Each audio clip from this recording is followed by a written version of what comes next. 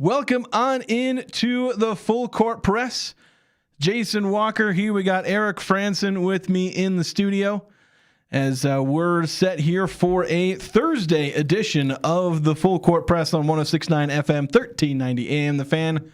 Streaming online at 1069thefan.com and on the 1069 The Fan mobile app. And streaming live on YouTube. The Fan KLGN is where you can check out our video streams and archives of those streams. And if I'm able to get around to it, clips that we kind of pull from the stream. If you can't, some people don't always have 2 hours to sit down and listen to the show, even on podcasts. So trying to clip it down, but I've been really busy watching a ton of Northern Iowa film. It's just kind of a lot of stuff. Yeah, that's a good time of the year to be doing that. Yeah, there's not as much happening. Things are starting to slow down a little bit as seasons ended for the Aggies in basketball. There's gymnastics is also winding down. Football is kind of ramping up, but not in a way that we're going to get to talk about a ton until later this month in April. But still, we've got a lot to bring for you today, including an interview with Robert Anae. Eric, you were up at practice, managed to catch him on his way out of the indoor facility. Yep. Since they were indoor today, given the weather. Yeah. Weather's maybe a day late from being a real good prank from Mother Nature. Yeah, just a little bit late there. We were having this conversation just the other day where I said it doesn't snow in March anymore, which I'm technically not wrong.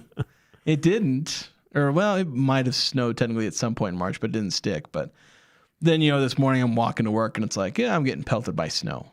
Yeah. None of it's really stuck though. It kind of stuck for a minute and then it couldn't stick around. So, but other than talking about the weather, we've got plenty to go over. We'll have that interview with Robert Anae shortly, really, as we're kind of leading with that.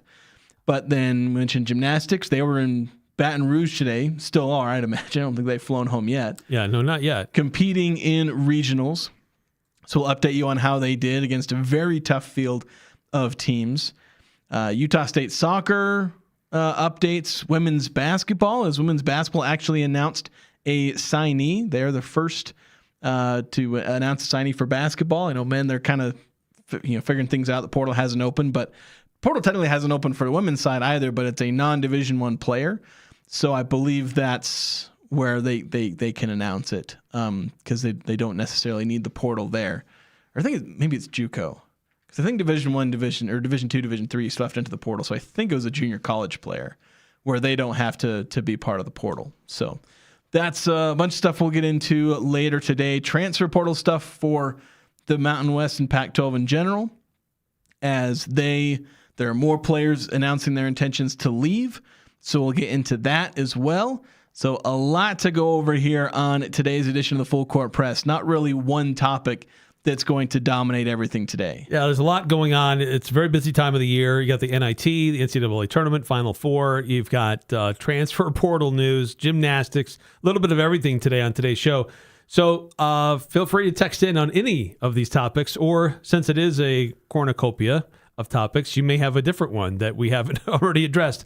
So you can text in on the Young Power Sports of Logan text line, 435-339-0321 to chime in. And let's lead off with talking about transfer news. Yeah, I actually lied. I said we're going to lead with Robert Anae, and I misread the schedule. We're doing that next hour.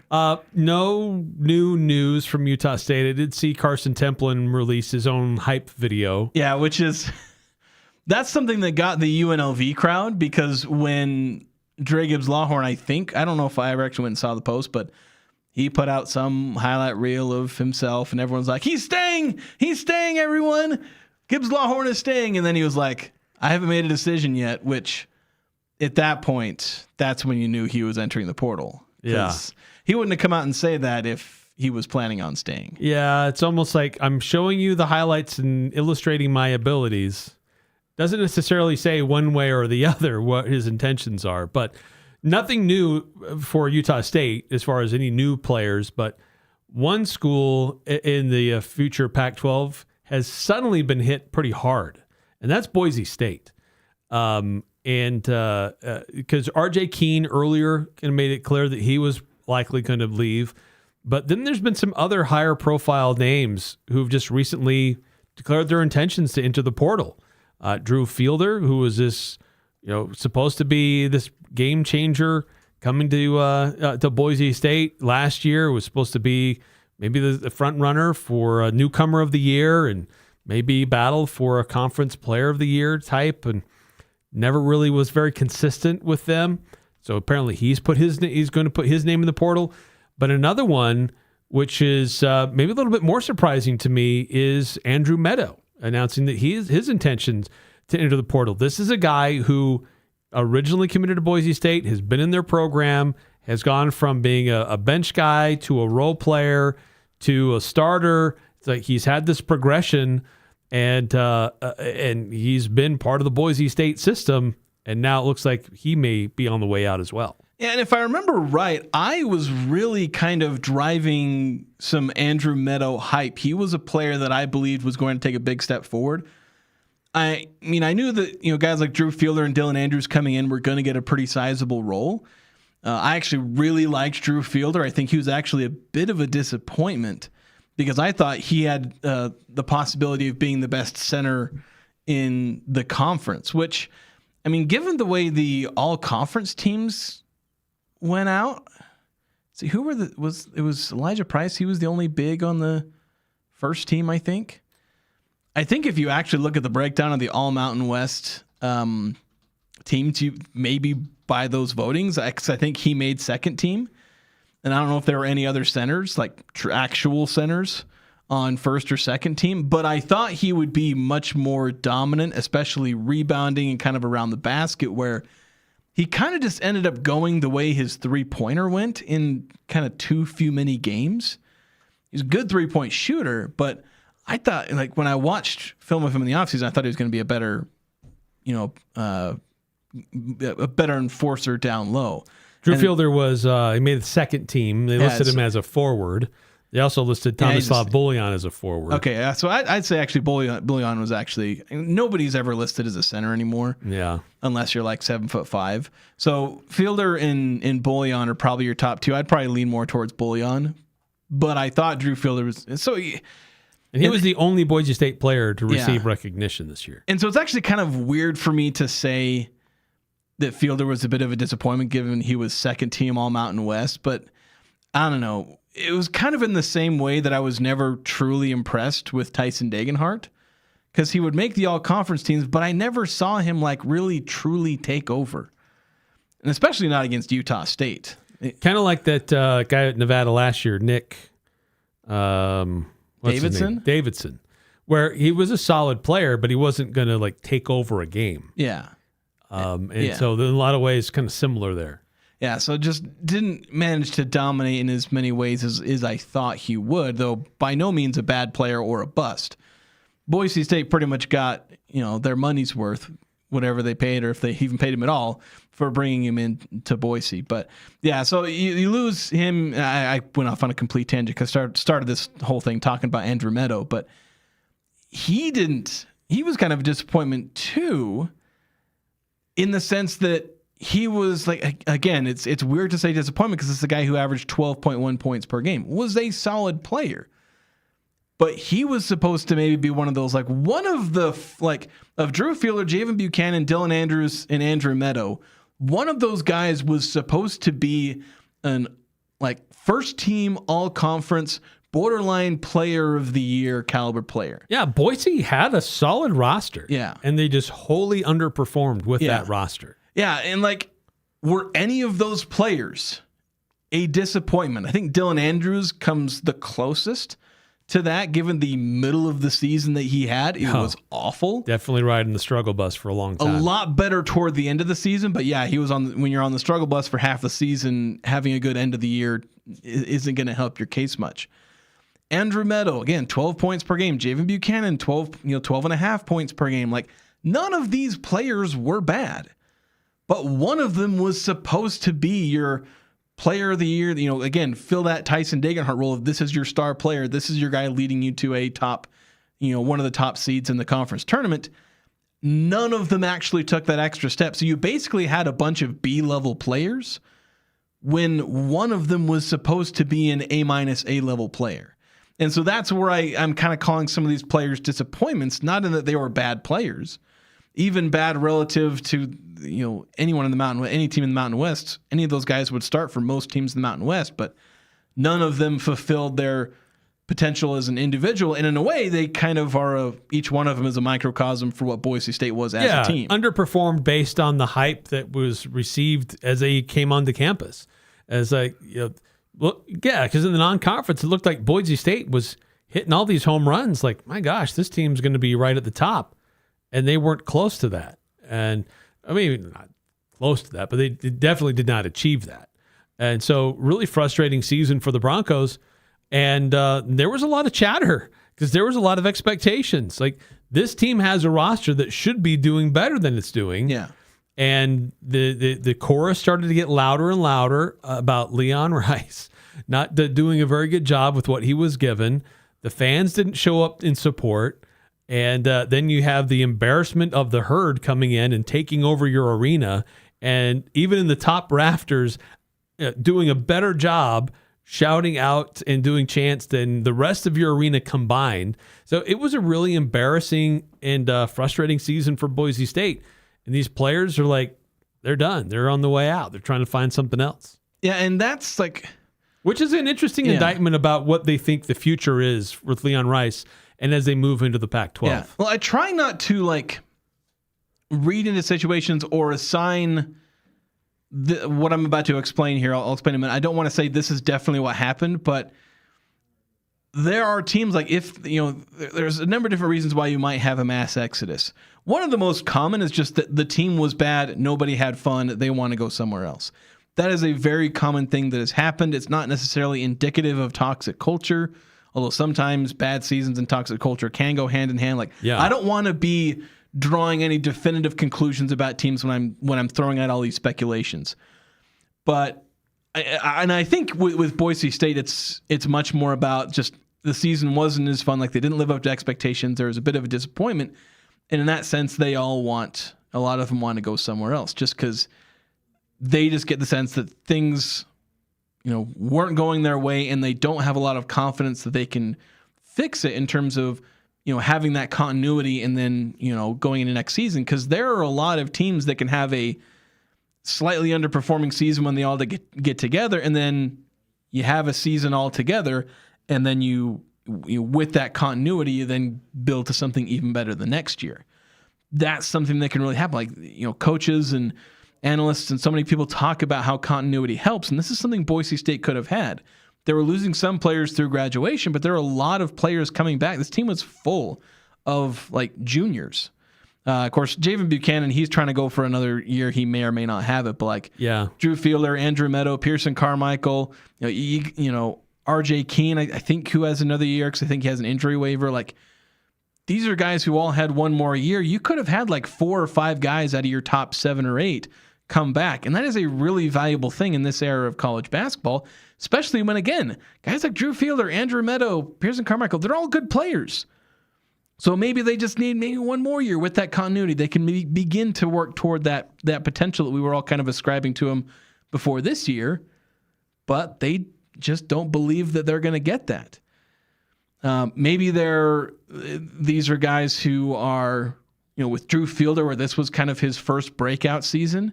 Now he's looking for money. Yeah, there's always kind of that bigger and better opportunity. Maybe same thing with Andrew Meadow. Yeah, here's a hustle guy. He's improved and refined his shot and his offensive skill, where he would be a good glue guy. Maybe not a star, maybe not a starter, but someone who could help a high major team. Yeah, how much can you make being a sixth man for a Big 12 team or any of the high majors? Don't need to pick a specific conference, but where these guys have one more year, and Drew Fielder spent 2 years on a Big East team, but he was a consistent player one of those years. But this next year is his last chance to make money. And as a big, if you average 14-6, or really about 14.7 points, 5.7 rebounds, so essentially 15-6. You're also a 40% 3-point shooter. Your market value. You'd be surprised how absurd the value is. even if you average 8 points, 4 rebounds, and 1.5 blocks, but you're 7'2", even if you don't have the greatest stats, and even if you played for some, nobody conference, you can get $1 million. And Drew Fielder is going to ask for multiple millions and probably get it from somewhere. And that's something that if you're a big, like, those guys are worth their weight in gold. Some of them are worth my weight in gold. and so they can get that. And so especially for Drew Fielder, he's looking at his last season, a chance to make a lot of money, life-changing money. That could end up actually being more of a motivation than what we were talking about, where maybe there's a lack of belief. It may just be these guys are looking out for number one, and they have one last chance to make money before they got to go back to the real world. Yeah, it very well could be that they're kind of managing both, that maybe they didn't really like how things went, but also recognizing that their financial opportunity is as good as it's ever going to be. It's probably not going to get much better. So take advantage of, shoot while the geese are flying, basically, so to speak. So kind of the big news with Boise and some of the changes that are happening there. And there's some other players in the portal, but there's some texts about Boise State specifically coming on the Young Power Sports of Logan text line. 4781 texting in, Boise State losing people, isn't that going to make them better since they stink this last year? Well, they didn't stink. They just underperformed. But like I understand the point, though. The point is there in that there's kind of this, good riddance, you weren't actually that good anyway type of thing, where it's like if you lose the players who are bad or I guess not good enough, then you replace them with better players theoretically. And I can understand that thinking. And as a fan, it's like we're necessarily getting a lot of Boise fans in the text line, but I think with the continuity you lose with those players, and there's also the fact of you're giving up a known quantity for an unknown quantity. Right. That's the other risk. If you know you're going to get better with them leaving and getting replaced by better players, then it's like, okay, we'll take that. Yeah. Or even but what you don't know is like, how are they getting replaced? Yeah. Or even this baseline, like Andrew Meadows going to give you 12 points per game, thereabouts, with the possibility to improve. You know his floor. Like you bring Dylan Andrews in, there was a lot of excitement around him, but he did not live up to the floor a lot of people thought he had. No. So, if you would have told people last season, like if you had to give up one of your good players for someone like Dylan Andrews, a lot of them might have taken it. Like, would you have traded Pearson Carmichael or Andrew Meadow for the player they thought Dylan Andrews was going to be? A lot of them probably would have reluctantly taken that trade. Obviously, they prefer both. And they obviously got both, but like, offer them that trade, and a lot of people would have thought that they would be getting the better potential star with the transfer. But as it turns out, Andrew Meadow was a more impactful player for Boise State than Dylan Andrews was. So that's the known quantity versus the unknown. Because Andrew Meadow going into the season was coming off a year where he averaged about 12 points per game, was a decent shooter inside and outside. And so you already had that floor. Be careful what you wish for, I guess is the point I'm trying to get to here. Yeah, in Boise State, they finished in 6th place in the standings. They did win 20 games, but finishing 6th in the Mountain West, where normally they're in the top 3, top 4. They were picked 3rd, and there were writers who were like, it would be stupid if they were picked lower than 2nd.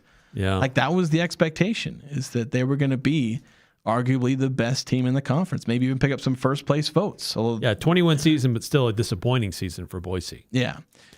8632 texting in, Boise State, you mean the team that wears U of U gear? They underperformed? I'm shocked. I'm still shocked that thing happened where they get photographed and they were willingly, like they were posing for a photo with like the colors of a different university. Like, I get that there's a reality of being fans of multiple teams, and especially if you're a visitor to a university, wear the gear and whatnot. Like, if I was the personal guest of someone at the University of Utah and they handed me a Utes shirt, yeah, I'd wear it. But I also don't qualify myself as an Aggie fan, so that wouldn't be as big a deal to me. But it is weird to see athletes under scholarship at a different institution, going to another institution, getting decked out in their colors and their logos. Were they like friends of somebody and there? getting all their pictures taken with the big thumbs up and hey, I think one of them was one of them even doing the Utah the U could thing? have been. And I get like a desire, like you said, to go see a game, a high profile game. Being fans of sports, I get that. Yeah, well, especially if you're like an invited guest, because that's and maybe they got like some special access, but yeah, it's just weird where you are a representative of your university. Like, again, me being a reporter for one school and putting on I technically wear University of Arkansas gear every now and again because I went to Arkansas on my mission. So that stuff happens with me, but I'm not an athlete for Utah State. I'm not a representative of the university. So it's not weird for that, but for an athlete to do something like that with especially a regional, super weird. And then they lose that game in their exhibition game. It's like, whoa. Wasn't an exhibition. That was a regular season game. Oh, that's right. That counted toward I know they said it was a D2 I know they said team, it doesn't count toward our Ken Palmer and NET or net and all that. And I was like, well, it counts on your win-loss record. Well, things are weird. That counts in the history books. Things are weird up in Boise. So we've got to take a break here. We do have a couple more texts, so we'll get to those at the beginning of the next segment. But we'll also be talking about Utah State Gymnastics as they were down in Baton Rouge competing against, I believe, Stanford, Michigan, and North Carolina. I remembered one of them. I got two out of 4 teams that were in Utah State's section because there's another 4 teams that are also competing there. That's true. But we'll get to that next. Where the Aggies placed in today's meet next here on the Full Court Press.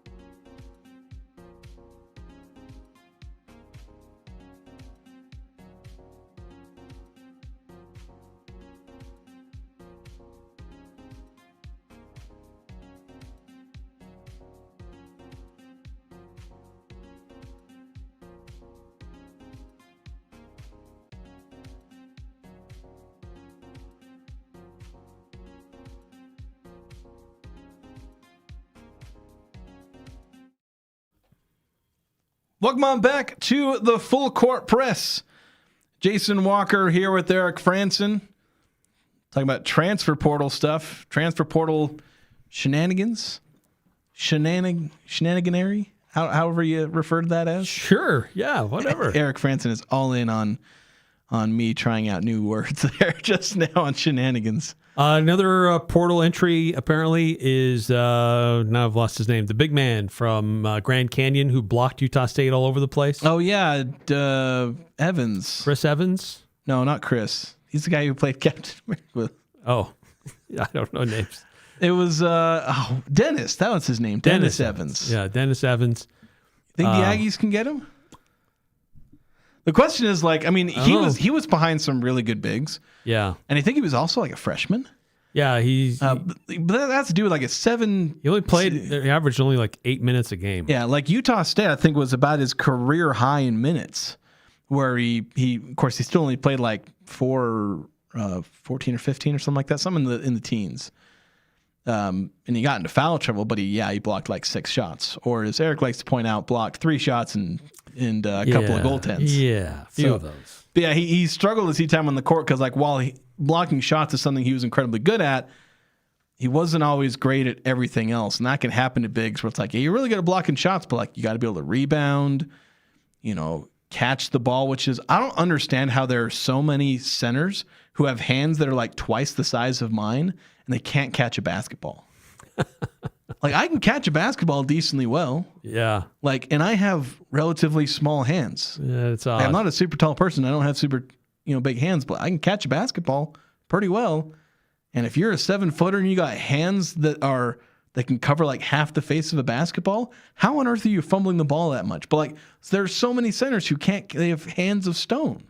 I don't understand it. But yeah, you got to be able to catch, finish, and there are a lot of centers who actually struggle with those things because they just, I don't know, sometimes when that tall, it's hard to be coordinated enough. Yeah, so Dennis Evans in the portal. The Grand Canyon already losing Mekhi Williams. Yeah, Mekhi Williams, Dusty Stromer is a player I have on the list. I haven't updated this since I think a couple of days ago, but yeah, the players are stacking up. One player who is not leaving, and I've now forgotten his name as well. Why can't Kyle Jorgensen? Yeah, Kyle Jorgensen, Colorado State. So he'll be coming back. I know he had an up and down year, pretty much solely because of injuries. Yeah, that didn't help. When he was, not injured and not returning from injury. Of course, his first or second game back from injury, he went off and won half against the Aggies. But he was a good player, really good player on offense, and so very beneficial for Colorado State. Right. To be getting him back. Yeah, I mean, before the injury, he was somebody that was in discussion for Player of the Year. Oh, yeah. He was legitimately playing at that high level. And so Utah State will see more of him because, Aggies won't see Grand Canyon unless there's a non-conference thing scheduled. Yeah, probably not. Probably not. But the Rams, we'll be seeing more of them. And so that's a big get for Ali Faroukmanesh as their head coach to keep him there as a star to help stabilize his roster. Yeah. 2444, kind of on this subject, saying, obviously just speculation at this point, but do you guys think that USU would go after any of the Mountain West Conference transfer portal players for basketball, or that any team would be interested in coming, any of them would be interested in coming to USU given their familiarity with the team and the environment? I think what complicates that is the coaching change, where Calhoun has a lot of familiarity and has scouted a lot of those players. But Ben Jacobson doesn't necessarily have that familiarity, and he's in different recruiting circles and has had tabs maybe on different players in the transfer portal. So I think that while that connection is there, and you can definitely see, there were Mountain West to Mountain West transfers. Now in this case, it'll be Mountain West to Pac-12, but it'd be that same feeling because we had Elijah Price, Fresno to Nevada. You had Cardenas go from San Jose to Boise. I know Josh Aduje. Heidbreder kind of took the long way around, going from Air Force back to Fresno eventually. But Xavier Dussel. Dussel did it twice, I think. Yeah, there's been a number of players that have transferred from one Mountain West school and ended up in another. Yeah, so it's not out of the realm of possibility. Yeah, I think where the thing is that it would have to be interest that largely emanates maybe from the player. Although again, the coach does kind of have to identify and reach out initially. I don't know if the players are necessarily reaching out to coaches, but I think there would probably be some interest from some players. I don't know if any of them specifically do. Obviously, we're only speculating, as kind of the texter said. but there are some that might have an interest. But the biggest problem is that most of the ones that you're looking at that the Aggies would probably want the most, they tend to be the ones who are about to get a big payday. And I don't know if the Aggies are going to want to get, spend a ton of money. There aren't really any players in the Mountain West transfer portal that I really think are worth spending a ton of money on. Where maybe you can find a player who fits. Maybe you're getting like a high major transfer down, or bringing in players from Northern Iowa who know that system and can help the transition here for some of the returning players.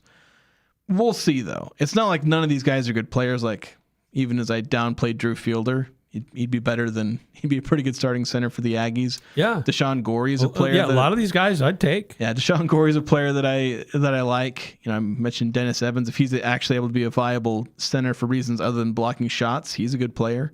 And one of our texters really likes Colby Garland. Maybe pair him with Mason Falslev. Dre Gibbs-Lawhorn, you'd love that. But he's probably getting a big payday from someone in the Big Ten. Yeah. But, yeah, like, there's a decent chance. Heck, the Aggies, we named off like 4 or 5 Mountain West transfers. We didn't even mention Luke Kearney. He went from Air Force to That's true. Utah State. So the Aggies have added a Mountain West transfer in the past. So that's something that we could see. But I'm not as confident we'll see it just because Coach Jacobson is kind of new to the Mountain West, where he doesn't have that that familiarity. Though 2305 saying, what does Coach Jacobson's coaching staff look like, and are they familiar with the Mountain West? I've not dug into the assistant coaches. That's something I probably should be doing. I've been focusing more on figuring out Coach Jacobson's scheme and watching some of the film and seeing like how Mason and guys like Mason and Carson might fit with that.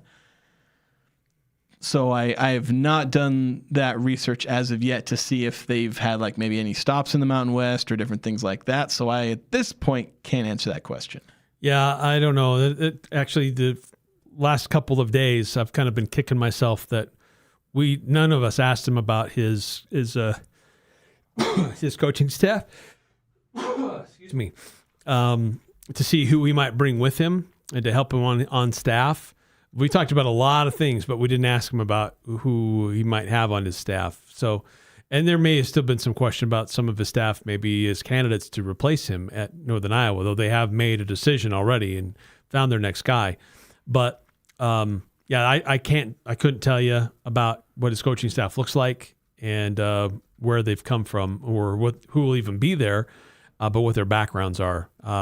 I don't have that right now. I believe one of them that is coming is a gentleman by the name of Seth Tuttle, I believe is one of the assistants. Former player, I believe, for Northern Iowa was, I think, on that Sweet 16 team they had. Wait, was that one in 2010? He was on one of their better teams. And then he got into coaching. He's been a graduate assistant and then an assistant. He'd been an assistant since 2021, and I believe he's coming to Utah State. I don't know if that's been officially reported, but I've heard that he's coming. I don't know. Again, I don't know if that's official, but I've been seeing on social media that he's likely coming. So I don't want to officially report anything there, but that's been the rumor. Especially since he didn't get he was, I think, in the running for the Northern Iowa job, but I think he ended up, whether he turned it down or whether he didn't end up getting the job in the end, and then decided to come to Utah State because he didn't get the job. I don't know the details there, but he was reportedly in the running for the replacement for Ben Jacobson, but I think will ultimately be coming here to Utah State. So that's at least one of them. I'd have to look up who the rest of the staff was anyway.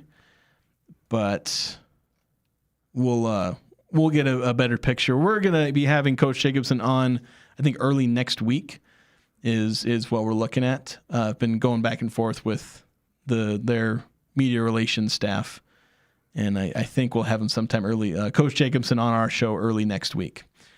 I believe we need to take another break since we've kind of been going on about other topics because we did want to get to Utah State Gymnastics, but we're right around the line for another break. So we'll get to that coming up next here on the Full Court Press here on 106.9 FM at 1390 AM The Fan, streaming online at 1069thefan.com, 1069 The Fan mobile app, and live on YouTube at The Fan at KLGN.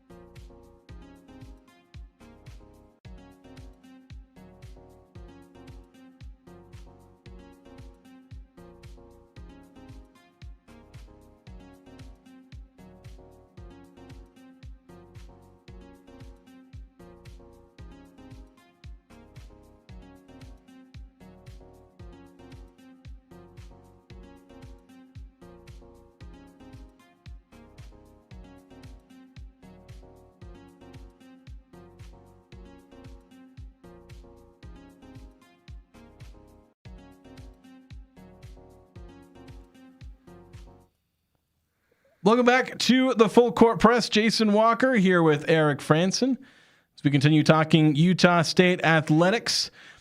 We've been talking mostly Aggie basketball, men's basketball in particular, though we will talk about women's basketball in a minute here as they announce their first signing of the 2026-27 kind of signing period, transfer essentially. She's a junior college player, so that's where they add a player before the portal opens. Their portal will open on Monday, and the men's basketball portal will open on Tuesday. So there's a bit of a difference there. Okay. But we want to talk about gymnastics for the Aggies as they were in Baton Rouge earlier today competing against, and I completely failed this test earlier, but it was North Carolina, Stanford, and for some reason I still can't remember the third one. Not Indiana. I know that was the one that kept popping in my head. Michigan. Michigan. So Stanford ranked 7th nationally, Michigan 10th. Yeah. North Carolina 22nd. Utah State came into this bracket as 26th ranked team. But the scores pretty much followed those rankings. And just Stanford had the highest overall score, followed by Michigan, North Carolina, and Utah State. The top two teams will advance. Unfortunately, Utah State does not. Aggies, they competed well. They performed well. They had some individuals who had career bests, but as a team, just not quite enough points to get them there. They scored 195.750. Just in comparison, Stanford, who placed first in their group, placed a 197.175. And Michigan had a 196.6, with North Carolina at a 196.25. So great opportunity, great experience for the Lady Aggies to go out and compete. And unfortunately, as a team, just not quite enough. They did have some high scores on a couple different competitions that they did, but collectively as a team, just not quite enough. Yeah, and a little disappointing because if they'd been putting up the kind of scores, like, I don't know, what was the second place score? 196.6. Because the Aggies have put up, to put that in perspective though, like the challenge the Aggies are facing is that twice this season, like their two highest scores of the season would have put them in second place. And that was a 196.875 against Southern Utah and a 196.65 against Oregon State. I don't think they have, as a program, have ever gotten a 197. If they have, they've maybe only done it once. And, so that's telling you how hard it is to advance in regionals. As you're talking about putting up the best you have potentially ever done just to advance to the next round of regionals. Because these teams at the top, like when you're in the top 10 ranking, you're putting up 196 at minimum and a 197 on a good day. Yeah, on the regular. So, yeah, these are great programs that they had to go up against. Their opportunity to win was best in this bracket, the way that it was set up. But unfortunately, it's not quite enough. Yeah, and I think that's where there is every reason to be proud of the season they have. It would have taken a season best performance to advance, and unfortunately they didn't. That's just kind of the reality. It's not a bad score. 195.75 is not a bad score. No. They did not do bad. They were just going up against some dang good teams. And it also needs to be said, and I know we need to have another chance to have Kristen White on the show, but like the things that she has done with this program now, get them to regionals in back-to-back years, especially with where she started from, as coaching this program where it was basically gutted by the previous coach, who took basically everyone, everything, and including like the mats in the practice room and the towels in the locker room, and everything basically that the program had that wasn't bolted down, and took it with her to Clemson. And so Kristen White came into that. So technically, the year before Kristen White showed up, there was a lot of success. You think, oh, you're taking over for a program that has success. But, I mean, she had to build it from essentially nothing. No recruits, no nothing, no pipelines. Just you got to bring in the players and somehow build it up. And in year one of her tenure, it kind of reflected that. But she has since built up a well-oiled machine here and is leading this. It is one of the premier programs now at Utah State, which is saying something where you've got men's basketball doing what it's doing. Manny Martin's over with soccer, and Rob Nielsen left out the door, but he obviously had volleyball going places. But gymnastics, they're one of those programs that when Utah State is flashing their graphics with all the trophies, there's one of your gymnastics trophies sitting there as well. Yeah, back to back. So yeah, it's a really positive trend for Utah State gymnastics.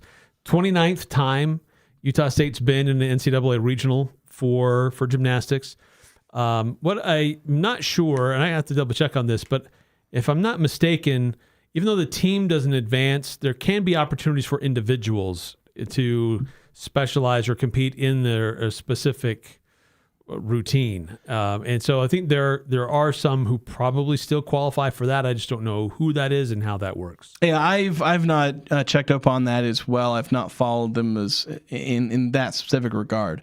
But last year they had players that advanced in regionals. I don't think anyone made it to nationals, but they had players who continued in regionals even when the team itself did advance. And they've had players go to regionals even when the team didn't go to regionals. Because a lot like track and field in that sense, you can have teams that are in nationals and all that. Then there's individuals where if you're an individual and you're good enough doesn't matter how bad your team is, you're good enough, they'll bring you there. You still get an opportunity. So that's gymnastics functions much in the same way there, where it's kind of this mesh of team and individual sport in that sense. Yeah. One thing with Utah State athletics news as well, we mentioned women's basketball signing a player, Kailani Rookstool, I believe is how you say it. She's a 5'9" guard. She's a decent scorer. Kind of I don't know if she's in a point guard or shooting guard model. She doesn't really average that many assists. I have not done any film or much of a deep dive stat wise. This was announced earlier today, again, when I've been, waist deep in Ben Jacobson scheme breakdowns. But she's someone who was shot really well, especially from 3-point range. Last year for Western Oregon, she averaged 15.5 points per game, shot 46% overall, 40% from three, which the Aggies haven't had a 40% 3-point shooter in a while. No. And Westbrook's style demands that he has good 3-point shooters. Well, to have it work effectively, he needs good 3-point shooters. Yeah, and so Rookstool comes in. So she's played at I believe the junior college or Division II level basically her whole career. She's actually bounced around a lot. She was at Western Oregon last year. The year before that, it was North Idaho College. Yeah, North Idaho College, and then University of St. Catherine, which I think is a Division II school. It's in or NAIA, because San Marcos, California. Utah State men's basketball played St. Catherine a couple years ago, I believe. Yeah, so kind of bounced around a little bit, but she's everywhere she's gone. She's been a good scorer, a good rebounder, and solid at the free throw line as well. So Coach Wes Brooks needed to fill some important spots. And getting a jump start on filling his roster. Utah State's had some players enter the portal already. Elise Livingston and Sophie Sen have both entered the portal or are going to enter the portal.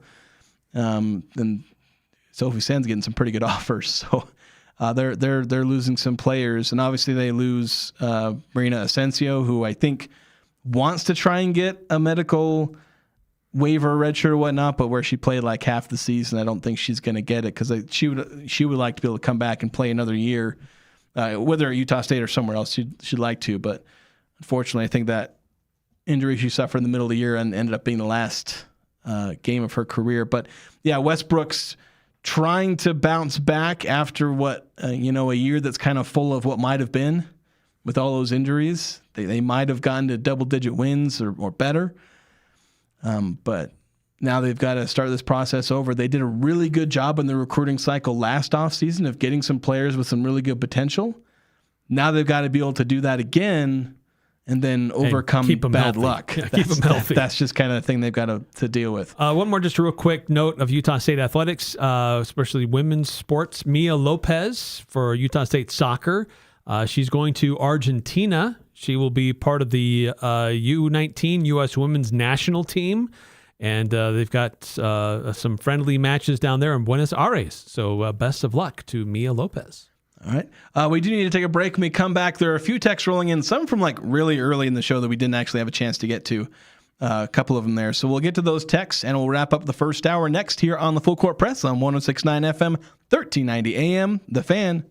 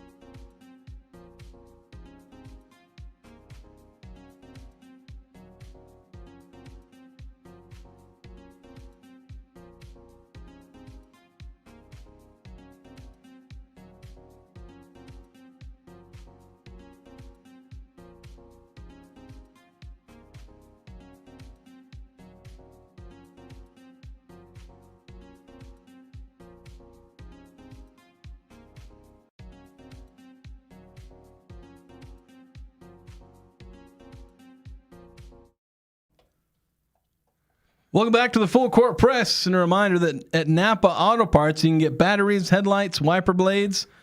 All of those are on sale and in stock. Get air fresheners, shop towels, seafoam. I've been talking about how you don't need any of the last bags of Blue Heat ice melt they have, but I don't know. Given what happened today, maybe sprinkle out just in case. I'll be still had it handy. Yeah. So again, you can find all that at locations, Napa Auto Parts store locations. They got them from Preston all the way down to Providence. Want to run through a few of the texts we had. Clear the deck here a little bit. 1623, kind of on the recent subject, saying, isn't Sophie Sen a senior?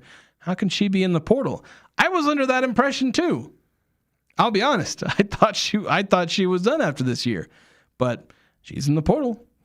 I think maybe there was an injury exception one of these years, and I think a couple years ago she had some injury troubles, and maybe that gave her another year. But yeah, there's been a trend too of a lot of graduating seniors to still put their name in the portal in case some decision changes or some waiver gets granted. Then they can say, "Oh, see, look, it applies to me, so I'm good. I'm available." Yeah, it's like how players are saying, "I'm entering the portal, and I have 1 to 2 years or 2 to 3 years." And it's like, don't you know? You should know. Of all people. It's a pretty definitive number. Yeah. Should be at least. 2305 saying, I watched a YouTube interview with Coach Calhoun at Cincinnati with a couple former Cincinnati players, and he sounded positive. Of course, he's a real smooth talker. They seemed to love him back there. Yeah, wasn't it the Kelsey brothers? Yeah. So I didn't even realize they went to Cincinnati until that. Oh, yes. Yep, they're Cincinnati Bearcats. So, yeah, I mean, obviously they're really high on him. They believe he's going to save their program. And obviously he's one of their own. He's an alum, so obviously there's a lot to like with him there. Makes a lot of sense. And calls back to their glory days where they've kind of lost that. Yes, they have. I know we had a lot of comments when we were talking about Calhoun leaving, and I called Cincinnati a mid-major, and it's our most commented video yet. A bunch of Cincinnati fans saying, we're not a mid-major. Not anymore, but they were for a long time. You were in mid-major conferences. That's what it is. Sure, you were above that because of some of the things they pulled off, but you were in a mid-major conference, so you're not anymore. So, you can bask in the glory of being a high major school, but don't try and change the past and what it is. And I think another text here, 9315 saying conference realignment again. I thought I seen. Yeah, I think in men's soccer, I think the Pac-12 added a team. Oh yeah, there was some alignment thing with soccer, men's soccer. Yeah, not enough that I'm going to play the bit. Yeah. We're not going to play the conference realignment expansion show. It's small time stuff that is not impacting doesn't affect the Aggies. And especially doesn't affect the Aggies where they don't have men's soccer at the Division I level. They just got a club team there. So, yeah. So unless you saw something else that I didn't see, but if that's what it is, then it's really not much. Yeah, that's the last stuff with the conference realignment that I've seen. Although 1818. Actually, with this saying, curious on the G League versus overseas conversation. We had that conversation yesterday.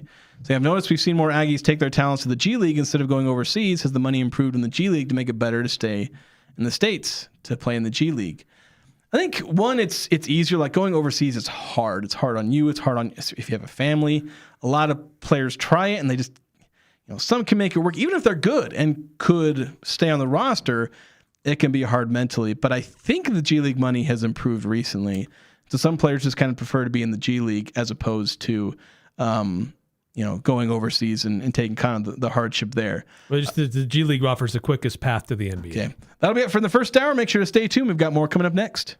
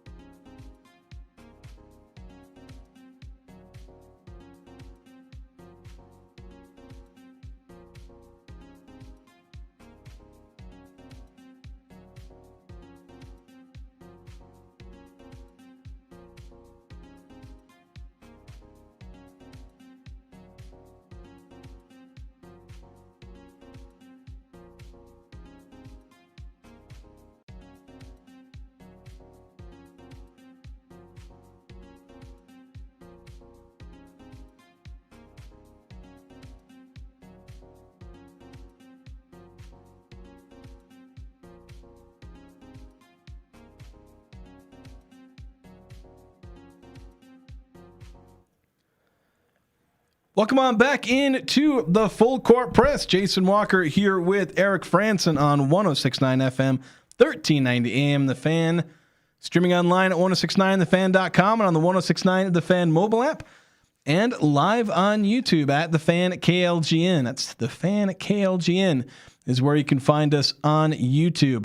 As we've been for now a couple months now. Been kind of crazy. Yeah.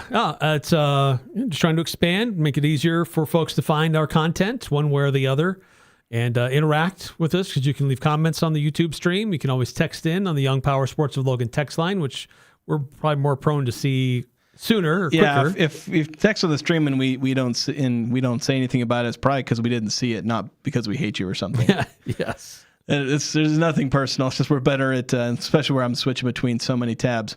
We talked a lot more about Utah State basketball, men's basketball, women's basketball, the transfer portal for both men's and women's basketball. Not as much news with the men's side there, but Utah State women's basketball signing a player, again, Kailani Rookstool. Technically not out of the portal. It's a junior college player, so not a portal addition, but still an addition who should be able to help the Aggies this season.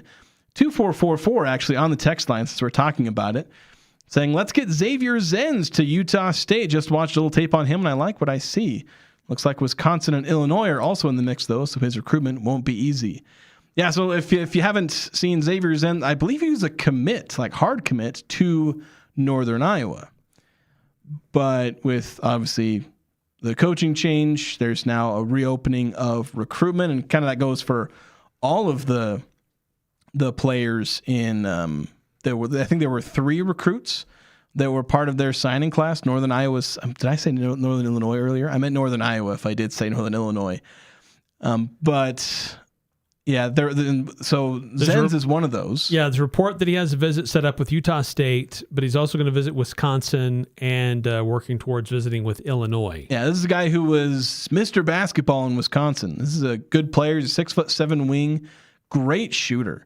Like 42%, I think. I've mostly looked at the numbers and I've seen a couple of highlights. Nothing that I would count as film yet, but and so I haven't had time to look at him beyond kind of a cursory look there. But 3-star recruit. That's a talented player. We'd see if he can make an impact year one. It can be tricky. You usually kind of get one or the other. Either they don't make any impact as a freshman, or they're like Adlin Elmi and Elijah Perryman, or even like Mason Falslev as a redshirt freshman.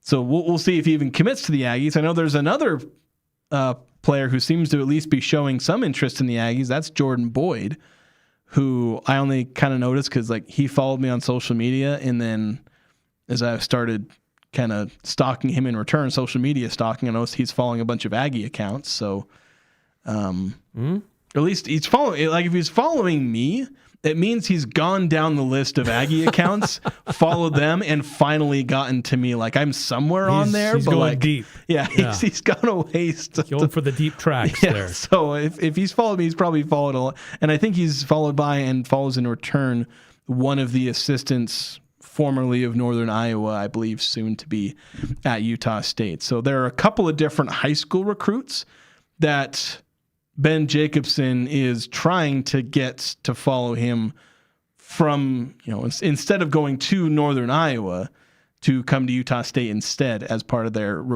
initial recruitment to college. So that's something that's happening behind the scenes as well, where they're also, I'm sure, preparing for the transfer portal. Yeah, because this Coach Jacobson, Coach Jake, he's still trying to figure out what he has to work with. He knows there's a certain number of guys that will not be back because they've graduated, they've used up all their eligibility. He's got to fill holes. He's still trying to figure out how many other holes he's got to fill. He's trying to keep the guys here, or at least giving an honest evaluation, like maybe it doesn't make sense for you to stick around for one more year. Maybe it makes sense for you to go somewhere else, and let's help find you a good landing spot, because that can happen too. But my guess, he's going to try to keep as many of the guys here as he can. And then no matter what, he still has other holes he has to fill. So yeah, at minimum like 5, if not 6 roster spots, he's got to find ways to fill. Yeah, at minimum 5 and probably closer to 10, to be perfectly honest. With the coaching change, you're more likely to get a lot of players in the portal, and you're not necessarily going to get a lot of them back. Yeah, I mean, it's a huge win if he's able to keep most of the guys around. Yeah, but It'd be massive. I think there's going to be a decent amount of players going into the portal. 9-3-1-5 on the text line helping us out, specifying the players, the realignment that's happening. It's wrestling. I thought it was men's soccer. Maybe, and I think that may have actually also happened. There was a soccer thing that did happen, yes. But Pac-12 adding Air Force, Northern Colorado, North Dakota State, and South Dakota State in wrestling. Presumably men's wrestling. Is there even women's wrestling in college? I think there is. I don't know how many participate, but okay. Yeah, great. Pac-12. Some Pac-12 news. Yeah, with soccer, with wrestling, they also announced an addition to their front office. They added a chief financial officer. I forget her name, but she was really instrumental with the Seattle Kraken. She has done a lot of different things in the Pacific Northwest with sports and with fundraising and financials. So kind of an exciting hire there for the future of the Pac-12. Yeah, so let's transition, though, now into the thing I said we were going to lead the show with. And that is an interview, Eric, that you got to do with Robert Anae, Utah State football's offensive coordinator. I know we brought up somebody brought up the other day that he wasn't on the roster. And so who went to practice the other day, and we were telling him, like, so Robert Anae is not on the roster. I guess it's probably updated by now. Maybe we should check. We'll check that during the interview. Let's run a quick audit. But yeah, you had a chance to talk to him for about 6.5 minutes, just about spring practice and other things, I imagine. Yeah, I mean, we got to talk to Bronco Mendenhall last week and get a feel for his thoughts about how spring is going so far. He talked about some players and some things like that, but we've never had a chance to talk to Robert Anae since he's been hired here. So this is the first opportunity to visit with him. Just get a sense for, like, philosophically how he sees things in Utah State and where things are going. We didn't really talk players specific. I know some people are probably wanting, why didn't you ask a follow-up on who's the starting quarterback or who's in the lead, whatever.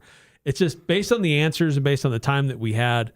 The timing wasn't right for that because I could have told you what he was going to tell me. But still got a chance to visit with him after practice earlier today outside in the snow. And here's Robert Anae. Talking to Utah State offensive coordinator Robert Anae. And Coach, I want to start off just with your journey to Utah State. Like, what brought you to Utah State after being at some pretty notable places? This is one of the smaller places you've been. Well, the coaching journey takes you on paths that you don't quite orchestrate, and sometimes you go here and other times you go there. I'm grateful at this point in my career that I can work with a very familiar head coach and program. And so for me, I feel blessed to have an opportunity to be here and contribute in Logan at Utah State. You've obviously seen Utah State from afar, from a lot of different places, but now you're in the mix of everything here in Logan. Like, what's your assessment after being here for a couple of months and seeing the facilities and the roster and what you guys have to deal with? Oh, it's great, man. The passion, you could tell not being here that the passion for sports, athletics is strong in Logan. And now being here, the little that I've been, I could also feel it now firsthand. And it's something I'm looking forward to. And I really believe our community here will rally around our team. It will be something very exciting to be a part of. Now, with the offensive side, just some coaches have a system that they like to run. Some will adapt their system based on their personnel. And obviously there's a little bit of mix of both there. But what are you seeing so far, the type of offense you'd like to execute here at Utah State? Well, I've never been that smart of a coach. None of my offenses have been that exactly alike, one to the next. I think the key is you do some install, but more than anything, it's not what you're doing, it's who you're doing it with and how you're doing it. So we're just starting on that journey here, and right now it's just a matter of getting as much as we can out of every practice and every rep. Obviously, a lot of questions about the quarterback situation. It'll be a new starting quarterback for Utah State. How would you assess the quarterbacks who are here now? Obviously, there's still going to be another one or two that'll show up in the summer, but based on what you're seeing so far, how would you assess the quarterback situation? Oh, dang. This is one of the best depth quarterback arrangement I've been a part of in all of my years. We have 3 really capable young men to play that position, and I'm looking forward to the contributions from every one of those kids.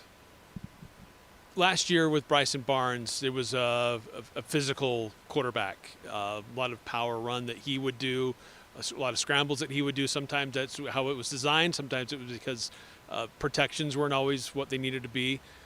Do you see a similar situation with this quarterback group where designed runs for them and scrambles, or they're going to be spending a lot more time in the pocket? Well, you always are working at finding your top skill sets for your quarterbacks. And, if you have a physical kid, then you put him in physical situations and you hope he can be successful.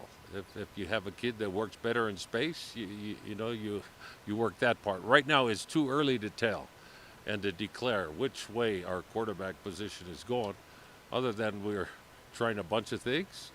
And we're going all the way into fall camp and evaluating the skill sets of our quarterbacks.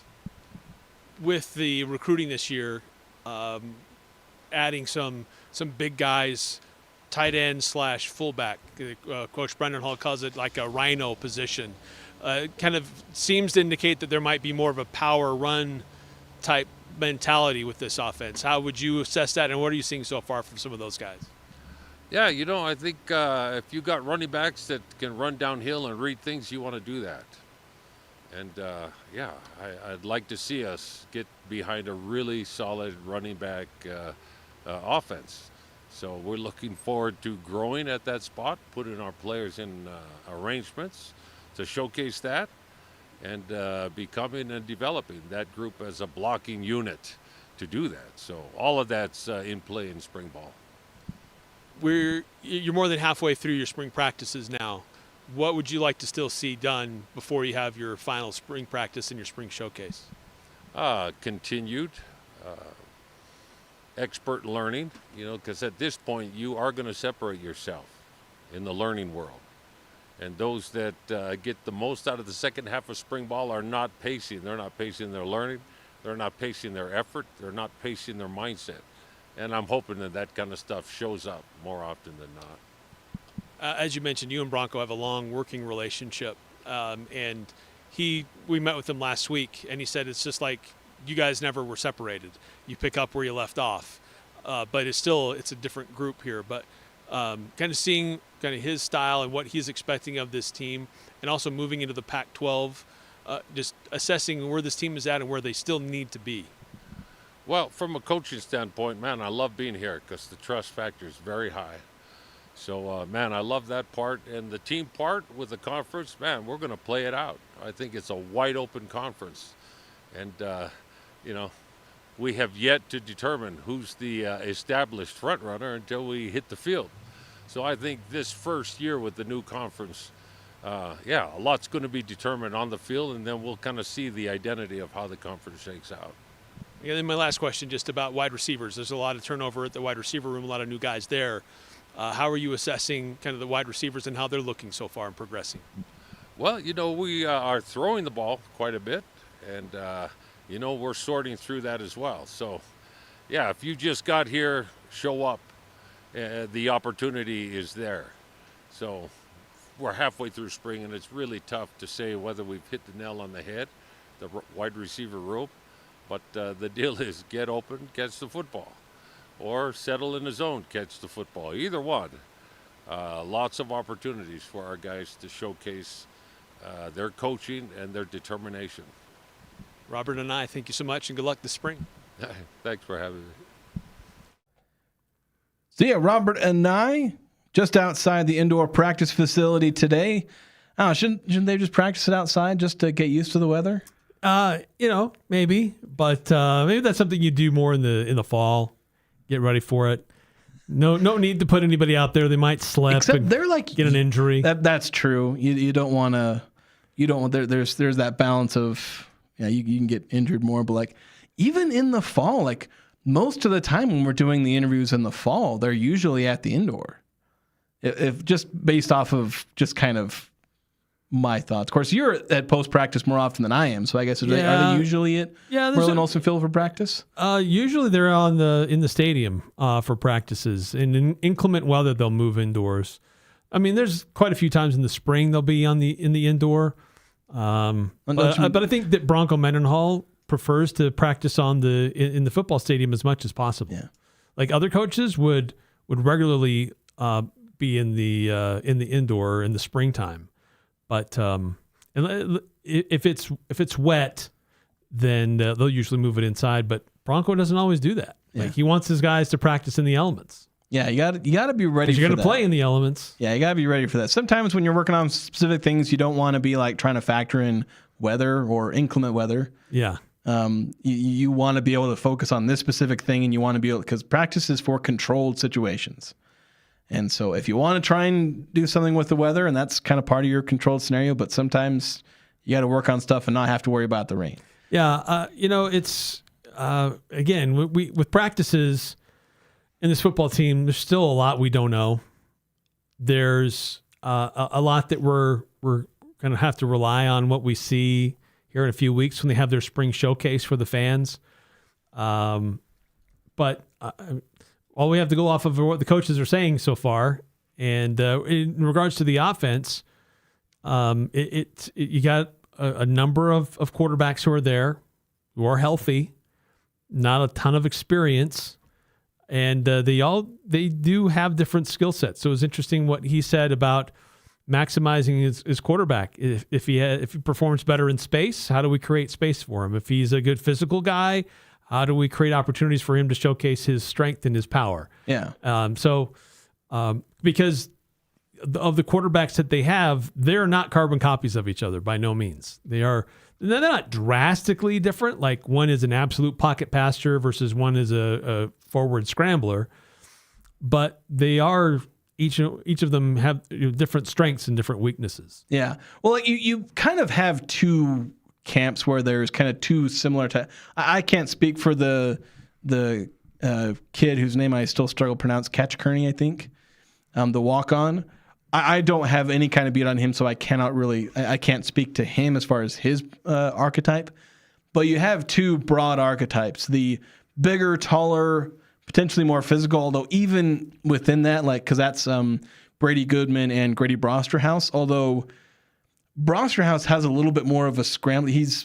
If you're going to compare him to previous Aggie quarterbacks, the best I could do is Bryson Barnes, where there are some similarities of this is a guy who's just going to kind of go out there and use his athletic gifts and try to make something happen. Isn't the strongest thrower, but there are some things that he can do out there.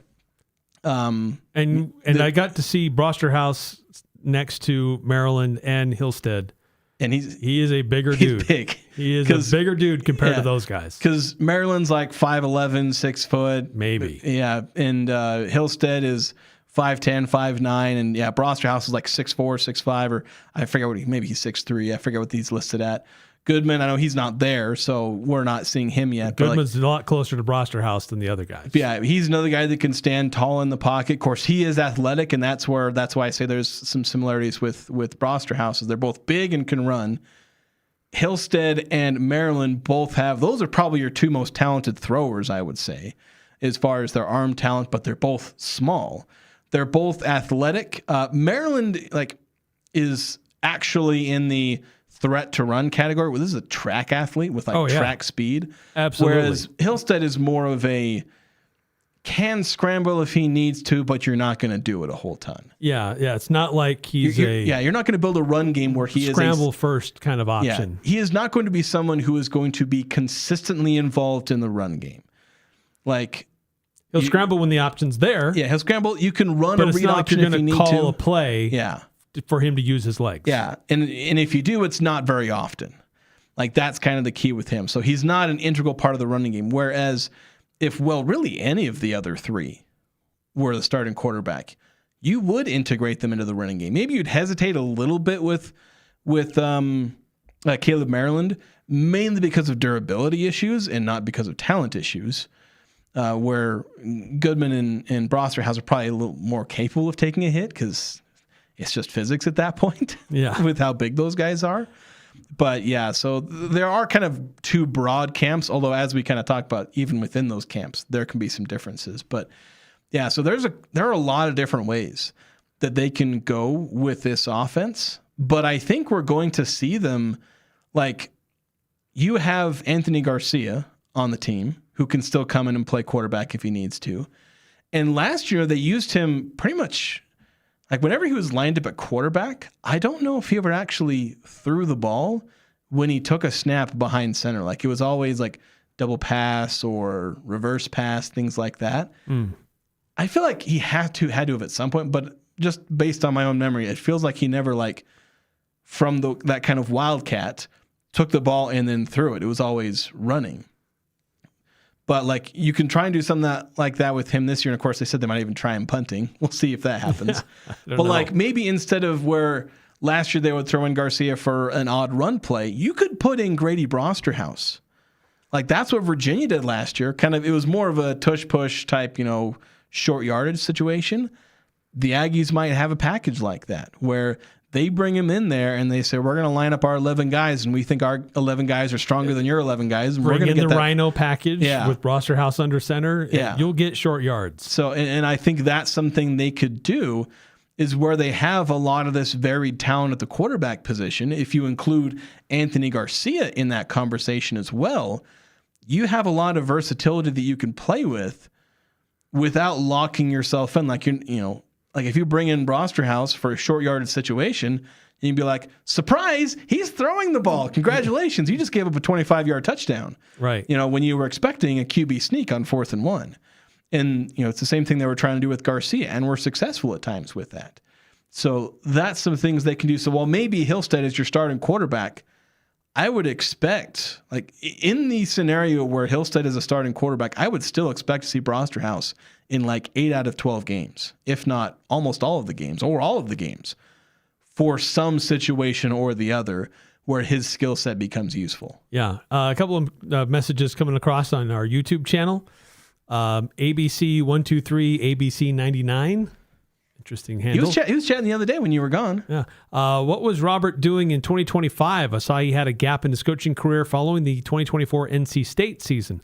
Last I recall, it was with Syracuse. I don't know exactly what his role was, but I think that's where he was. Well, I was looking up the history too, and it says he was at Syracuse before NC State. Oh, he was it says he was after Bronco goes on his hiatus in 2021, and I was there at Virginia. He goes to Syracuse the year after, NC State for the 2 years after that, and then there's just a hole there, a gap year. So I don't know what he was doing, and also maybe if that was the case, why he wasn't the OC last year. So that would, because I was kind of under the impression, I hadn't researched it, but I was under the impression that the reason he didn't come to Utah State last year is because he was probably busy with something. But again, I don't see anything in a quick Google search. Yeah, not sure. You should have asked him that, Eric. You should have known. You should have asked. One of my follow-ups. Come on, Eric. Do your research. Then another comment. Maryland's high school PRs, personal records, were 10.43 in the 100 meters and 21.55 in the 200 meters. I'm not necessarily an expert in track times, but I understand that those are pretty fast times. Pretty fast, yeah. Like that guy can scoot. He is probably one of the fastest dudes on the team, and that's why I say Hillstead's not a track athlete. Caleb Maryland's a track athlete. Yes. Like that's he's be out there outrunning corners. Right. That's pretty absurd. Caleb Maryland is one of those guys where you want to create space and let him go to work. Yeah. Go take advantage of that. So that'll be interesting to see how that ends up working with the Aggies. We actually had Curtis Roberts in the YouTube chat as well, helping us out with our history of women's wrestling. They said that the NCAA officially added women's wrestling as its 91st championship sport in January 2025. Okay, so it's been just over a year ago. For a year. So if we'd have had this conversation a year and a half ago, the answer would be no, it's not part of the NCAA, but now it is. So thanks for the help there, Curtis. Yeah. We do need to take a break. We are overdue, so we will take a break. We'll come back, continue the conversation here with Aggie Sports on 106.9 FM at 1390 AM The Fan, and streaming live on YouTube at The Fan KLGN.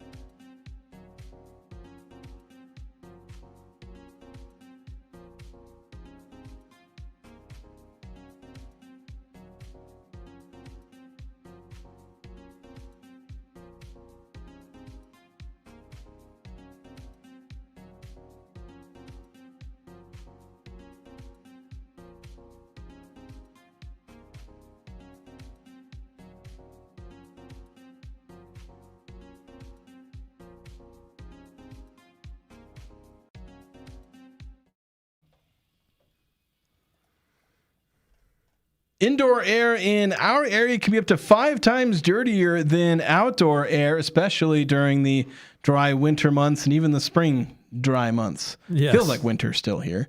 Dry air keeps dust and allergens floating longer, sending them deeper into your lungs and making sickness more likely. Mountain Valley Heating and Air installs high-efficiency steam humidifiers that use 1 gallon of water with no waste to improve air quality. So call 435-753-5170 for a free in-home air quality assessment from Mountain Valley Heating and Air. So, Eric, we've got, I said we're going to talk about Aggie sports. We're actually moving on to discuss, somewhat Aggie adjacent, but it's more Mountain West schools that the Aggies are going to leave behind as New Mexico and Tulsa are facing off in the semifinal of the NIT, semifinal of the NIT. Yep. Where's the other semifinal? Who's between it? Won't let me, that's because I'm looking at just the Mountain West. That's the problem, because they're the only team playing. Yeah, it's Illinois State and Auburn later on this evening. Yeah, so that's we'll see how that ends up going for those schools. I mean, 2 teams of the Aggies played this year could end up meeting in the finals of the NIT. So, like, here's the thing, and here's maybe almost the question that has been asked a lot. But like, if you're a school, would you rather be one and done in the NCAA tournament or make it to the final of the NIT? Like, which would you prefer? I would prefer to be one and done in the NCAA tournament. Just more prestige there. You don't want to. It's the bigger tournament. It's more prestigious. I mean, for weeks people have forgotten the NIT is even around until maybe now, because there's a kind of a scheduling hole. This is the lead up to the Final Four. And the college basketball crown begins today. And that's really weird. Why they hold it so late, especially with the portal and everything going on. Yeah, I think the really crown is really going to have to shift its schedule. I know it wants to like kind of get away from the NIT and have it kind of be its own little thing, like not have to be competing with the NIT, but like you can't be having it this late, especially where it's a bunch of schools that missed out on the NCAA tournament. There's a disappointment there, and a lot of players, because of that disappointment, in some cases, these are teams that have underperformed. We talked about Boise State, who will probably turn down an invitation to the NIT.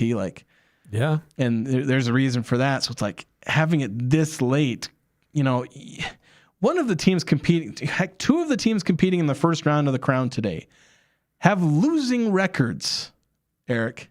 They are playing postseason basketball in what is supposed to be a somewhat prestigious-ish tournament. And you have Rutgers, who are 5 games below 500, 14-19, and then Creighton, who went 15-17. Yeah, it's weird. Like, why are they even playing basketball at this point? They must be doing it for the love of the game. Or there's a good financial incentive. And I don't know what it is. I think the Crown is trying to make it be this nice financial thing, but still, it's weird, just the timing of it and the schools that get invited to participate, because there are better schools who could have participated, and maybe that's it. There are better schools who could have participated in the NIT but turned it down. So postseason tournaments are becoming kind of like college football bowl season, where schools are like, we got injury concerns and we're not sure what our roster is going to look like, so maybe it doesn't make a whole lot of sense for us to do this. Yeah, so the NIT is basically the equivalent of, the NIT, since it's becoming more of a mid-major, it's like playing in the Potato Bowl or all these different things where it's like there's an aspect of it that's kind of special in a way, but basically nobody cares except for the teams that are just straight up competing in it. Otherwise, very few people are paying attention. And the college basketball crown, they're kind of like, I don't know. I don't want to call them the Pop-Tarts Bowl because people actually like the Pop-Tarts Bowl, but it's another one where it's like, there are high major schools competing in that. But again, if you try and bring up, we were in the Pop-Tarts Bowl, people that were in the playoff were like, yeah, and you're dumb. It wasn't even that important. Right. In Notre Dame, they turned down a spot in that bowl game. Yeah. Because they didn't think it was worth their time. And they were whining about not making the playoff. So, but 9-5 saying the crown is a joke. I bet it will go away. I think it will. Like I think it will. I think that and especially if there is expansion with the NCAA tournament, if they expand to the 76 teams, which again is pretty much inevitable at this point. Like, I don't think there's any way that's going to get stopped. Like, I know every time it's brought up, there's this massive pushback from everybody, but we're talking about people who don't actually care about what the people think. They don't actually care about the sports. They don't care about the fans, the teams, the traditions. They don't care about any of that. They see dollar signs, and that's what they care about. Like, that's going to kill the NIT and the Crown because you're adding 8 more teams to the field, which, mind you, like the entire college basketball crown, which again includes at least, I haven't checked any of the other participating teams, but there's at least 2 teams with losing records that are participating in the crown, and there's only 8 teams. So like, just so like, who's going to compete in the NIT in the college basketball crown? Like, it'll basically be a bunch of teams with 500 or losing records. Because most of the teams that are like, a lot of the teams that are in the NIT, they probably would have made the NCAA tournament. Teams like New Mexico, Auburn. Yeah. A lot of these teams, mid-major or high major, a lot of these teams, they were right there on the bubble. But yeah, if it's opportunities to still make money and keep playing for development for next year, then it makes sense. But if you're uncertain what your roster is going to look like, if it's really not that, if it doesn't really make sense because you have to travel, and are you really going to make anything in doing this whole thing, then I could see that, why are we messing with this? Yeah, and I just don't see any of these tournaments making money. Like, how are they making money on these? Like, I don't think they are. Like, it seems like they are just these money pits that they are trying desperately to pretend is going to make money eventually, but it's just not. In a way, like, the comparison to bowl games is pretty fitting because, like, bowl games aren't really making money anymore. They mostly exist because people would kind of get upset if they went away.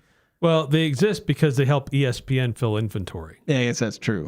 They fill broadcast windows during, otherwise kind of a slow time of the year. Yeah, and I think Fox is a big backer of the Crown. I think they're the one who broadcasts most of the games. Like, yes, that's where I guess they're filling their inventory. So I guess it's better than nothing for them, but like, doesn't Fox also have baseball? Yeah. Or do they lose baseball? I can't remember. No, they've got baseball. Okay, I can't remember who does baseball anymore, but of course, there's a lot of outlets that do baseball anymore. Yeah. Yeah. Baseball on TV, that's there's a lot going on with TV stuff with baseball. So we got the NIT going on. New Mexico, they were trailing Tulsa for a little bit. Tulsa really a solid squad, 29 wins on the season. But New Mexico with lead kind of as they reach the final stretch of the first half. They lead 24-22. And yeah, I think this is really good for New Mexico where, I'll be honest, playing in the NIT and getting this late is probably a big reason why Eric Olin, I don't know if he would have gotten poached, but I think if there were any schools that were considering him, I think most of them have now moved on to other candidates. Yeah, we can't wait. Yeah, we can't afford to wait until you're done. Like, if he didn't participate in the NIT, there's probably a good chance he's somewhere else. Yeah, I think there is I don't think it would have been like a 80 or 90% chance he would have been gone. Like, I don't think this explicitly saved him, that saved New Mexico from losing him, but I think the odds would have gone up by like 10, 30, 40%. Yeah. That somebody might have poached him, but we'll see. Of course, they may not escape it just yet. There's still a few more coaching vacancies to be filled and some more dominoes to fall. Right. Yep. But the kind of teams that are willing to immediately eat the buyout that Olin has is probably getting a little smaller. So we'll see. But yeah, it'd be good for New Mexico where they've got some young players, Jay Call, Uriah Tennant, where we'll see if Bullion is able to get another year. But I think it's good for New Mexico to be on this run where they're going to have a lot more games played together, have some success together, and so long as they're able to keep the team together, I know they've got some players who are already probably being tampered with, but as long as they can keep them around, that can be a team that, runs the table. Well, not run the table, they're not going to go undefeated, but they can do some real damage in the Mountain West and be a pretty big be the powerhouse in the Mountain West next year. 9315, we'll get this text before we go to a break saying, I bet if you did a poll of have you watched a game in the Crown, it would go 75 no, 25 yes. I guess that'd be including last year because obviously there haven't been any games in the Crown yet. But yeah, if I did one at the end, like, did you watch a college basketball Crown game? And yeah, it probably would be about 75-25, and all of the 25 would be the fans of the teams, yeah, that are playing. So that's kind of the situation you have there. All right, we got to take a break. When we come back, it's more talk about college basketball.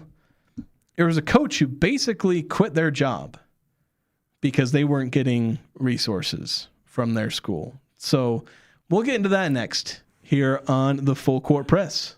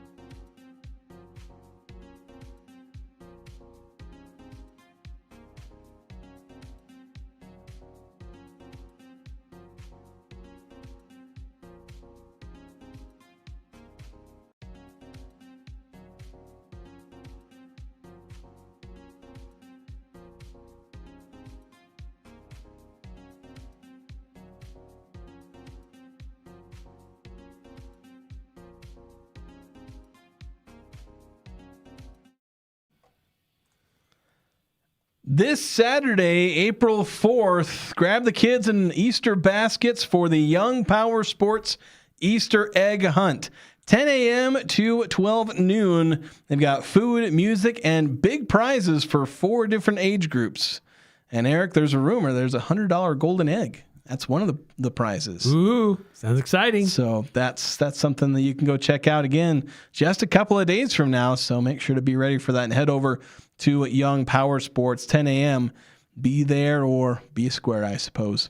They also sponsor our Young Power Sports Logan text line. If you guys want to send any thoughts in on any of the topics we've covered so far, text 435-339-0321. So Eric, we've talked a lot about resources and all these different things, how important it is for coaches, and essentially a lot of college basketball has not become like a recruiting or X's and O's game. It's a numbers game. It's a zero sum. Like, how much money do you have to throw at your roster? Yeah, and we were hearing a lot of that from Jared Calhoun, more so in his second year than his first year. Late in his first year too, though. Yeah, at the end of his first year, he was saying that a lot. He quickly converted to the church of we need more resources. yes, he did. But one coach is he's not having it. He's not willing to make things, try to work it through. But maybe it's also the university is not willing to help him out. This is from the Campbell Fighting Camels. Campbell Fighting Camels. Say that 3 times fast. Yeah. Their head coach, John Andrejek, I hope I'm pronouncing that properly. He basically issued a statement this week saying, I'm stepping away. I've only been here a year and I've tried to make it work, but the university is not going to help me, so I'm done. And he left. He's like, his statement is, over the last 6 months, it's become clear that Campbell has made the decision to shift their commitment from basketball. Simply put, the institution now has different priorities, and they are not compatible with putting the kind of team on the floor that you deserve. As difficult as this is, I respect the decision and understand it as one that the university feels it must make in what are unprecedented times in higher education. So he's like, yeah, we worked hard. We tried to make some things work. We explored options, but I'm out. I was here for a year, and he was basically within 6 months, he's like, I got to figure something out here where this isn't going to work. And he didn't even last a full year. After 11 months, he's on his way out. I kind of wish I could be a fly on the wall for some of those conversations, because in the press release, he's obviously professional in saying, like, hey, they've made a decision to not prioritize basketball, and, like, fair enough, but I can't, like, he's not criticizing the university saying that they're idiots for not, funding basketball. He just says that is a reality, that is a decision, and I've just got to deal with it now. That's why I say I want to be a fly on the wall, because, like, does he actually think that they're being dumb about it? But, like, because, sometimes he's not willing to stick around and try to find ways to make it work. Yeah, one way or the other. But, like, obviously, if you're a coach and you feel like you just do not have the funding to field a team, then sometimes that's just you feel like where you spend a whole year, like with Jared Calhoun. Like, I think that maybe the one thing that led him to leave Utah State wasn't, well, I think if there's one thing that if you could boil it down to one thing, it wasn't Utah State getting a 9 seed in the NCAA tournament this past year. No. That was convenient cover. Yeah, it was basically a year ago now, that period. March and April of 2025, where we were doing an interview with him, like in, I think it was either late April or early May or something like that, where he just basically said that his previous month, again, around about April and early May, his previous 30 days had been miserable. Like, he just straight up said it was miserable and he hated it, because it was all fundraising and wasn't basketball. It was fundraising and it was all about money, and he hated it. And that alone might have convinced him, hey, I kind of need to move on and find a high major job. And, and so at the lower levels, if you feel like you're basically stuck and can't get any resources, you basically feel like you can't recruit good players, let alone potential star players, because you call up a recruit and say, hey, I'd like you to come to my university. They say, how much money are you paying me? And if you say, well, I can't pay you really much or anything, and they hang up on you. Or, you're only talking with agents, and the agents will ignore you because you're the Fighting Camels and not, a school that can actually pay you money. Because like Utah State, they're not paying you much, but they can at least pay you. And so agents maybe begin ignoring you. You can't sign any recruits. You can't sign any transfers. It's like, that's something that can make you basically want to quit. And that seems to be one coach who's done that, where he feels like he just can't coach anymore and he can't recruit. Campbell is in the Coastal Athletic Association. They finished, ninth in their league, 16 and 18 overall. Finished at 200 in the net. But like, what are you competing against? Drexel, William and Mary.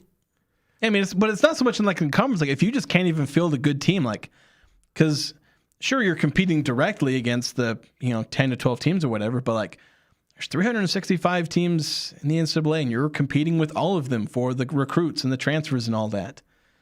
And maybe there's just a skill issue with this coach where he's not confident enough in himself, because there are a lot of coaches who basically have zero NIL. And they recruit and they bring players in. Like Wes Brooks has essentially nothing to work with, but he makes it work. Right. There are ways around it. Yeah. At least he's obviously the wins haven't necessarily come, but like he's trying to make it work. Like Northern Iowa didn't have much to give to, like there were single players in the Mountain West who were making more than Northern Iowa had for their entire roster. Northern Iowa makes the NCAA tournament. Yeah. Yeah. So it's absolutely possible to recruit and coach without an NIL budget. Yeah. But there are, we'll speak, we talked to and had the clip yesterday from Brad Mortensen.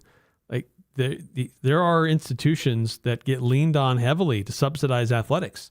And if Campbell is like, we only have so much to give and we're not going to give any more, then, I tip my hat to them and say, don't let it come at the expense of your mission as a higher learning or research institution.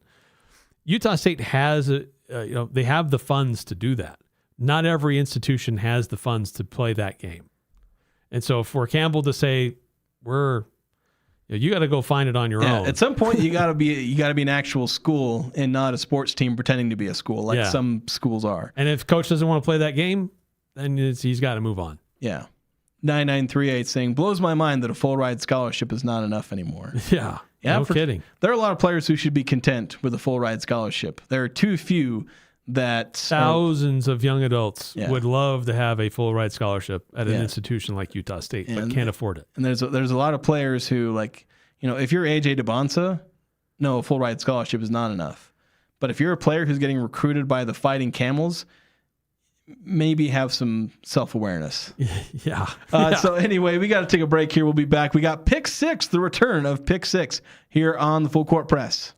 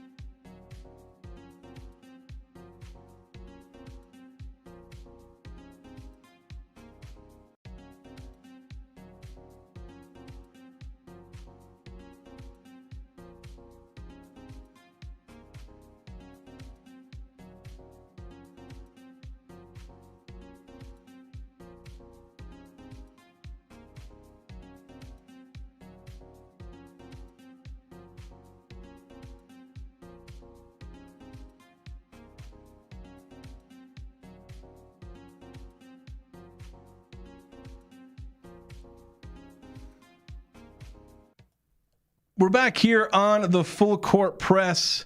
Jason Walker here with Eric. Jason Walker with Eric Frandsen. Am I doing that right? I'm also distracted because my camera is. Those are our names. Those are our names. Yes. The camera, it wants to cut off my hair. It's trying to give you a haircut. Well, I raised my chair, but it's supposed to like follow me. It'd follow you. Yeah, it's supposed to follow. Unless you're talking with your hands and that it perceives that you're trying to do some prompt to cut it off. Yeah, it'll follow me side to side by trying to raise my chair. But anyway, we got to get to pick six. I don't have time to find the fun little liner thing for pick six. I also have to go over who won last week. Yeah, we didn't do our results from last week. Yeah, we didn't even do the pick six on air. We had it as kind of our extra where we did it on YouTube. But the long and short of it is, Eric, I won. What? Yeah. Here are the results if you want them. I won 5-1. 5-1. So. Yeah, I think you won. Yeah. So let's get into pick six for this week. Oh, I didn't come up with a tiebreaker. Do you have a tiebreaker? I do have a tiebreaker. I'll steal yours then. Okay. Technically, I'm supposed to be responsible for it, but I'll steal your hard work. But I'll let you go first as a compromise. Oh, very nice. Okay, so the 5 positive statistical categories. All right. Blocks, steals, points, rebounds, assists. Okay. Those all combined for Tomislav Buljan and Hall. Jake Hall in their game against Tulsa. It's actually going on right now. I set this line before the game even started. So all that combined, for those 2 players combined, 35.5. Yeah, I'm going to go under. You were pretty quick to that. You've been keeping an eye on the game. I'm going to take the over. All right. I guess I'll be confident that they'll have a better second half. They have between them right now 10. We still got another Actually, half. no, excuse me. They have 12. I didn't count assists and steals and blocks. Okay. So there you go. Hopefully, I have a better second half. Yeah, I'm open. So I'm gonna stick with the over. Okay, Arizona versus Michigan. Over under on that game in the Final Four. Setting that. Well, I'm just taking the Vegas line. What it says here in the game, 157.5. So the combined point total between Arizona and Michigan. I'm going to take the over on that one. I'll take the under. Saturday, it's the Cubs at the Guardians, 5:15 on Fox. It's a national broadcast game. That's how I knew that the Major League Baseball still had Fox. Shota Imanaga on the mound for the Cubs. I'm going to say 6.5 strikeouts. I'll take the under. Okay, I'll take the over. All right, going to my lines. I also have one about Michigan, Arizona, but I said Michigan points. They've scored 90 points in every single game in the tournament so far. Arizona has held 3 of their 4 opponents to, I think, under 66. So how many points does Michigan score? I set the over-under 85.5. I'm going to take the under. I think I'm going to take the under as well. Arizona did give up 88 to Arkansas, excuse me. So yeah. We'll see. There's possibility. Then Luka Doncic or Shai Gilgeous-Alexander, who of those 2 will have more combined points, rebounds, or assists tonight when Lakers take on Oklahoma City? Tiebreaker, if they happen to get the same, will go to the winner. I'm going to go with Luka. All right. I'll go with Shai Gilgeous-Alexander. Okay. And then what's the tiebreaker you had, Eric? Was that 3? That was 3. Oh, no, I skipped one. UConn in the women's basketball NCAA tournament. They're undefeated, 38-0, 6.5-point favorites over South Carolina. Ooh, I'm going to take South Carolina to cover. Right. I'll take UConn. And my tiebreaker over-under, Columbus Aviators versus DC Defenders, 31.5. I'll take the over. All right, I got the under. That'll do it for us today. Thanks so much for listening. Tune in tomorrow.